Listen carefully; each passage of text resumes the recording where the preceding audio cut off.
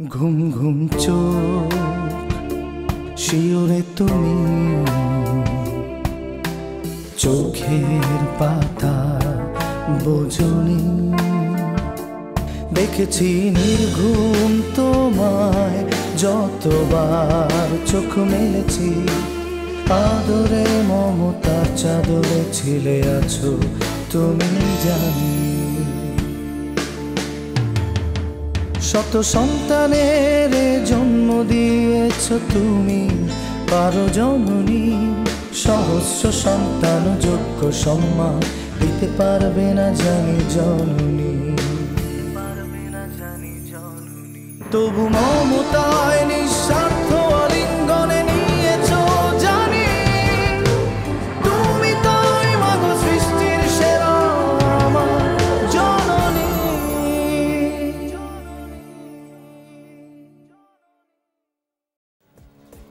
এই আংটি তো আমি আম্মুর কাছে দিয়েছিলাম সৃষ্টিকে ফিরিয়ে দেওয়ার জন্য। ও তোমার মা একজন গ্রেট লেডি। যাও গিয়ে লোকটাকে খুন করে আসো, এরপর থানা পুলিশ জেল খাটাবে। যাও, দাঁড়িয়ে আছো কেন? যাও বলছি। তাহলে কি করবো আমি ভাইয়া, কি করবো আমি? আমার তো সবকিছু শেষ হয়ে গেছে, না আছে বাবা মা, না আছে ভাই বোনের ভালোবাসা, না আছে কেরিয়ার, কিছুই তো নেই আমার। তুইও মা অনেক বড় ভুল করেছিস, অনেক বড় ভুল করেছিস। তুই পড়াশোনাটা ছাড়তে গেলি কেন? আচ্ছা একটু শান্ত হও তুমি, একটু শান্ত হও। তোমার যদি হুট করে কিছু হয়ে যায় তখন আমার কি হবে বলো? হ্যাঁ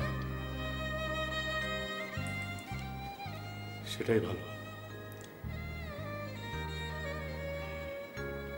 তুইও ভালো থাকবি,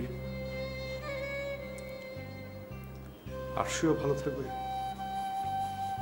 আর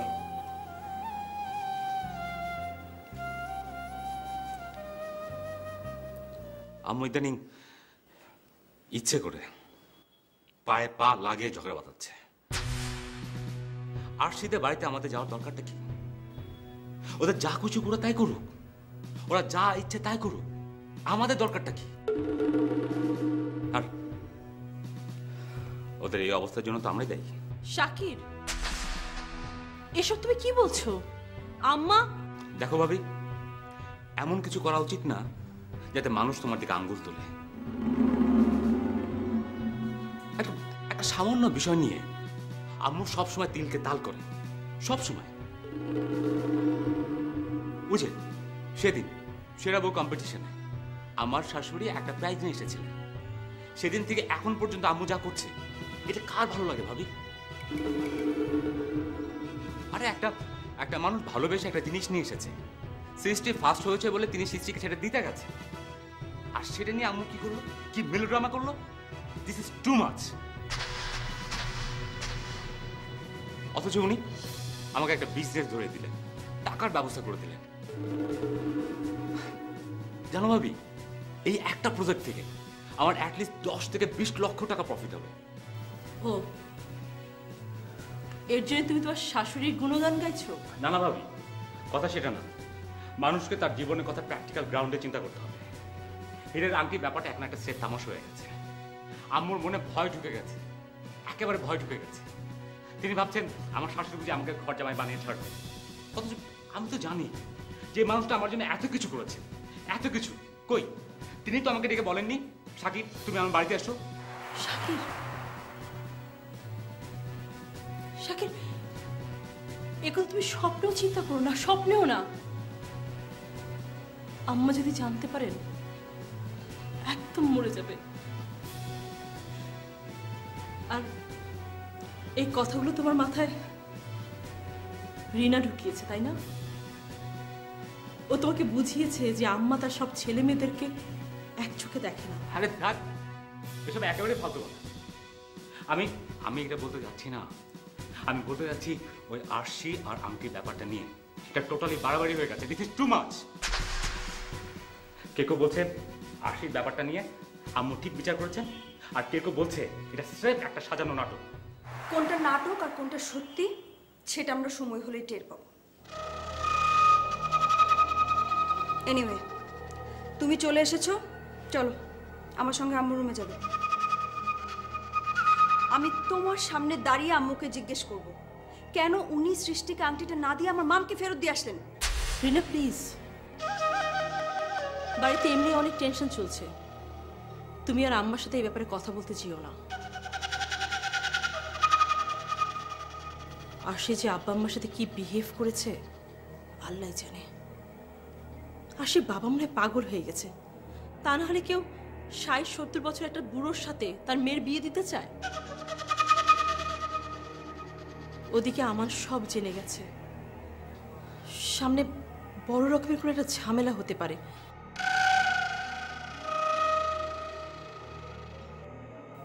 তোমার ভাইয়া গেছে আমানকে বোঝাতে। বড় ভাইয়া আমানকে কি বোঝাবে? ও তো প্রেম পাগল দিওয়ানা হয়ে গেছে। ভাবি, আমি কিন্তু তখনই বলেছিলাম যে আরশির সঙ্গে আমানের বিয়ে দিয়ে দেওয়া হোক, কিন্তু তখন আমার কথা কেউ শোনেনি।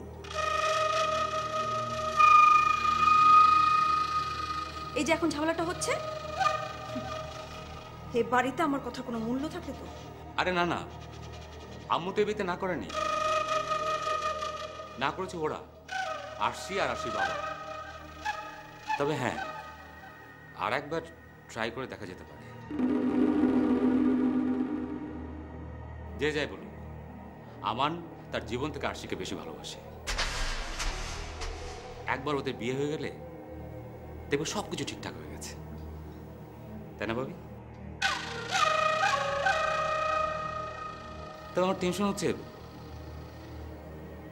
আরশি আমানকে অনেক বেশি ঘৃণা করে।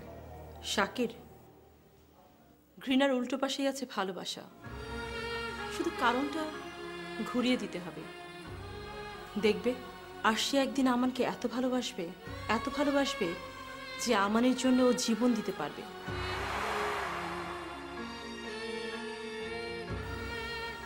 তাই না রিনা?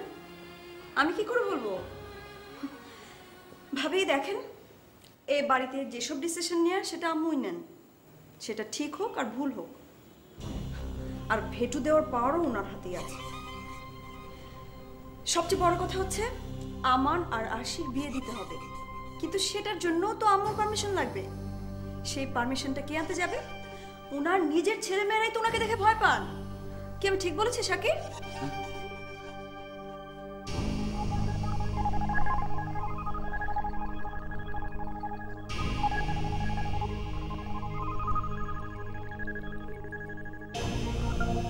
আমি একবার চেষ্টা করে দেখতে পারি।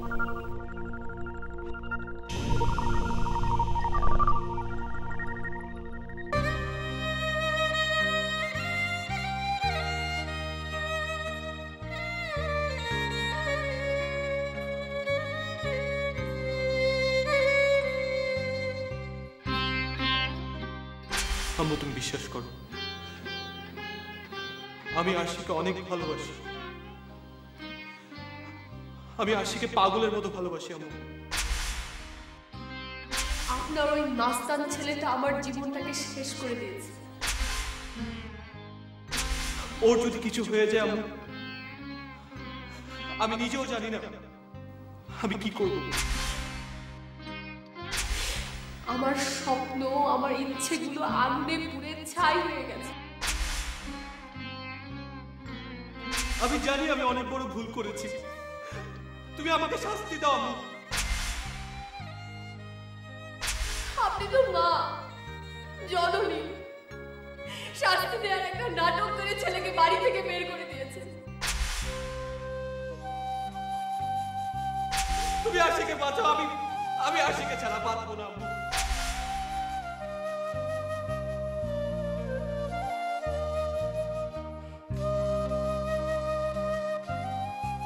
ওই শয়তানটা আমার জীবনটাকে শেষ করে দিয়েছে। ওকে আমি কোনোদিনও মাফ করবো না, কোনোদিন না, কোনোদিন না।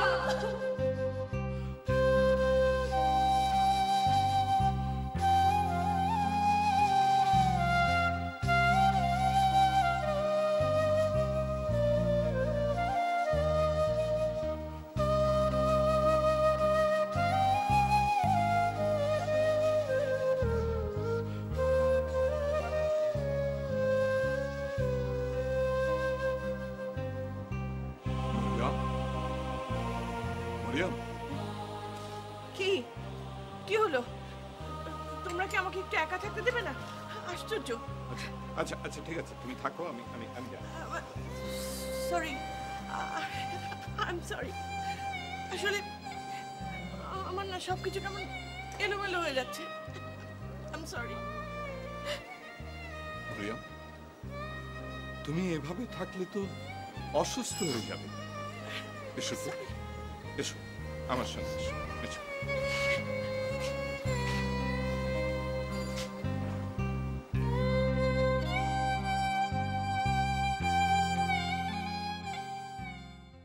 গুড।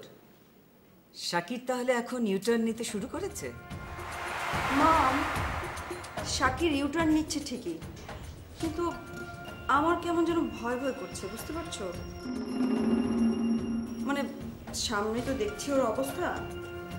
এখন ওর অবস্থা হচ্ছে একটা প্লেটের মধ্যে পানি রাখলে যেরকম হয় সেরকম, একবার এদিকে গড়াচ্ছে আর একবার ওইদিকে গড়াচ্ছে। আর সেই জন্য ওকে আমাদের কেয়ারফুলি হ্যান্ডেল করতে হবে, বুঝতে পেরেছো? ও মাম শোনো, তোমার যে রিং এর ব্যাপারটা আছে না, ওটা তো ধামাচাপা পড়ে গেছে। এখন টপ অফ দ্য নিউজ হচ্ছে আমান আর আশি। কেন? ওদের আবার কি হলো? শোনো, আশির বাবা একটা বুড়ো লোকের সাথে আশি বিয়ে দিতে চাচ্ছে, আর এটা শুনে আমাদের যে রোমিও মিস্টার খান আছে, মানে আমান আর কি, ও কিছুতেই মেনে নিতে পারছে না। ও বলছে যেভাবে হোক এই বিয়েটা থামাবে, আর না হয় তো কি রিনা, আমাদের সঙ্গে আশির বিয়ে দেওয়ার কথা ভাবা হচ্ছে নাকি? বেচারা আমান, ও তো আশিকে ওর জীবনের চেয়েও বেশি ভালোবাসে, কিন্তু ওর বাবার এই বিয়েতে মত নেই। ওদিকে আশি তো বলেই দিয়েছে ও গলায় দড়ি দিয়ে মরবে, তাও আমানকে বিয়ে করবে না। আর এদিকে তোমার জামাই ও কি করছে জানো? ও বলছে যেভাবেই হোক আম্মুকে এই বিয়েতে রাজি করাবে, বুঝতে পেরেছো? কত স্টুপিড ও! এই শাকিরটা না একটা হোপলেস ছেলে। তুই কেন বাবা এসব ঝামেলার মধ্যে জড়াচ্ছিস?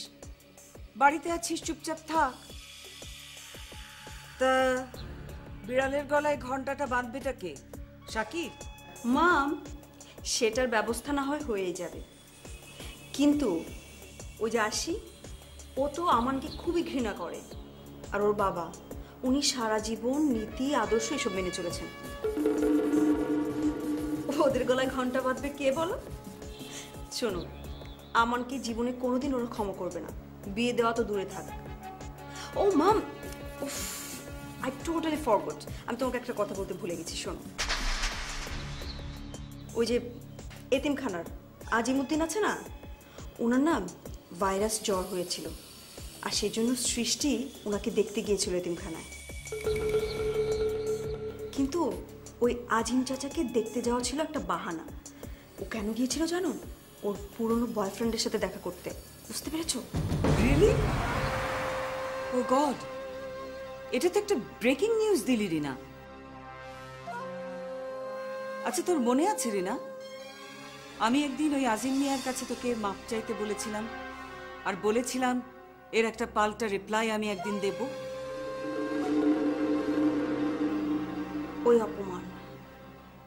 ওই অপমানের কথা কি আমি ভুলতে পারি না? নেভার।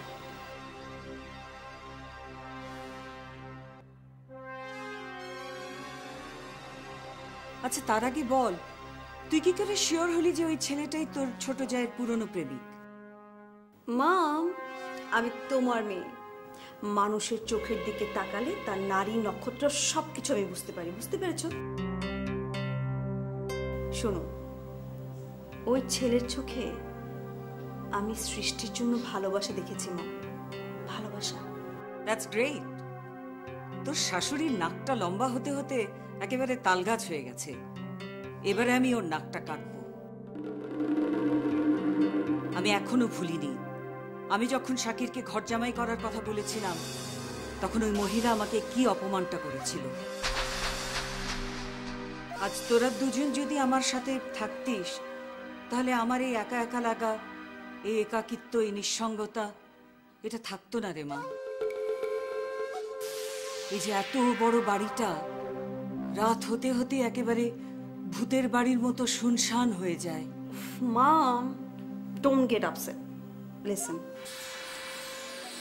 বাঘ একবার রক্তের স্বাদ পেয়েছে, এবার শুধু ওয়েট করো। হাতে টাকাটা যখন পাবে, টাকার উপর টাকা, লাভের উপর লাভ, তখন ওই শাকিলি এসব সো কল্ড মায়া মমতা ভালোবাসা থেকে বের হয়ে চলে আসবে। আর বেরিয়ে কোথায় যাবে বলো? তোমার কাছে যাবে। বুঝতে পেরেছো? তোমার কাছে যাবে। ওহ মাম, বাদ দাও তো সব কথা। শোনো, আমি বরং খুঁজে বের করি সৃষ্টির ওই পুরনো প্রেমিকটা আসলে কে, ওর কি ব্যাপার স্যাপার সব কিছু। বুঝতে পেরেছো?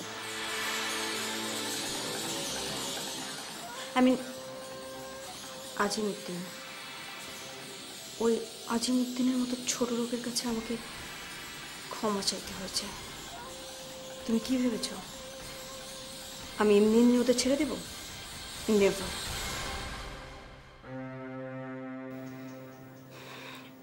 মাম শোনো, আমি রাখছি, আমি তোমাকে পরে ফোন দেবো। হ্যাঁ,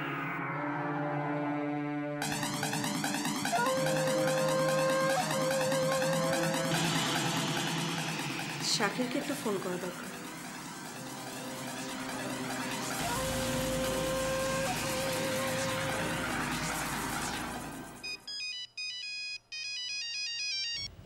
হ্যাঁ বলো। হ্যাঁ শোনো, মাম কি বলেছে জানো? প্রথম প্রজেক্ট থেকে 10 থেকে 20 লাখ টাকা লাভ হবে। বুঝতে পেরেছো? কিন্তু মাম খুব আপসেট, যে মাম ভাবছে তুমি মাইন্ড করেছো কিনা কোনো বিষয় নিয়ে।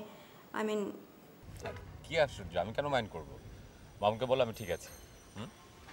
আমি তো জানি তুমি ঠিক আছো, আমি সেই কথাই মামকে বললাম। শাকি শোনো না, তুমি বলছিলে না যে আমান আর আরশি বিষয়ে তুমি আম্মুর সঙ্গে কথা বলবে।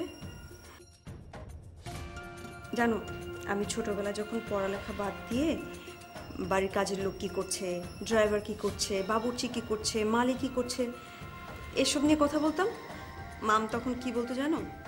বলতো নিজের চরকায় তেল দাও। আমি তোমাকে এই কথা কেন বলছি বুঝতে পারছো তো? মানে তুমি এখন একটা বিজনেসে নেমেছো, ফোকাসটা ঠিক রাখো। বুঝতে পেরেছো? মানে মামও একটু আগে এই কথা বলছিল। হ্যাঁ সেটা তো ঠিক। আচ্ছা, আমি তোমাকে পরে ফোন দেবো। হ্যাঁ, বাই। Okay, by.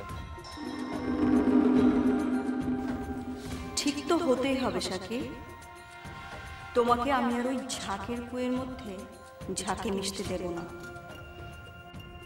এই বাড়িতে তোমার মা মায়া মমতার কথা বলে তোমাদের চোখে ঠুলি পরিয়ে রেখেছে। আমি তোমার চোখ থেকে ওই ঠুলিটা সরিয়ে দেব, তখন দেখবে বাইরের দুনিয়াটা কত বড়, আর নিজেই বুঝতে পারবে যে তোমার মা তোমাদের সবাইকে এক নজরে দেখেন না। ভাগ্যিস আজকে টাইমলি পৌঁছেছিলাম, তা না হলে আজকে একটা সর্বনাশ হয়ে যেত। কেন, কি হয়েছে? রিজু, রিজু, আমার আমান ভালো আছে তো?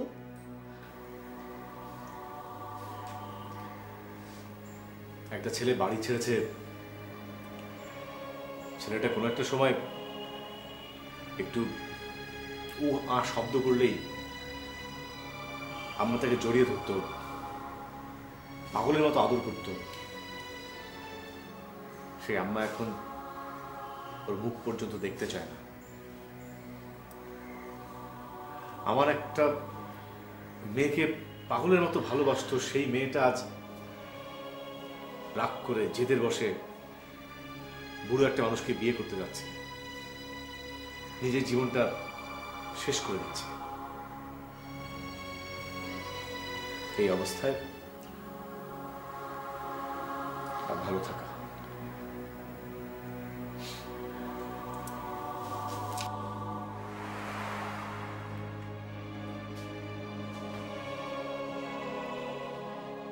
ও যে এখনো বেঁচে আছে, এটাই তো আমাদের জন্য অনেক বড় সান্ত্বনা। ও আজ কি বলেছে জানো? ও আজ আমাকে বলেছে, ভাইয়া তুমি আমার সঙ্গে দেখা করতে এসেছো, এটা যদি আম্মু জানে, আম্মু তোমাকে ঘর থেকে বের করে দেবে। মানুষের জীবনের ছোট্ট একটা ভুল এত মারাত্মক হতে পারে? শাকির বলেছে আম্মাকে বোঝাবে। কি বোঝাবে? আরশি আর আমানের বিয়ের কথা। আমান এবং আরশির বিয়ে ইম্পসিবল। এই বিয়েতে সবচেয়ে বড় বাধা আম্মা। আম্মা কখনোই রাজি হবেন না। যদিও আমাদের সবার চাপে, সবার অনুরোধে আম্মা মেনে নেন, আরশি কখনোই বিয়ে করবে না। আরশি মরে গেলেও কখনোই আমাকে বিয়ে করবে না।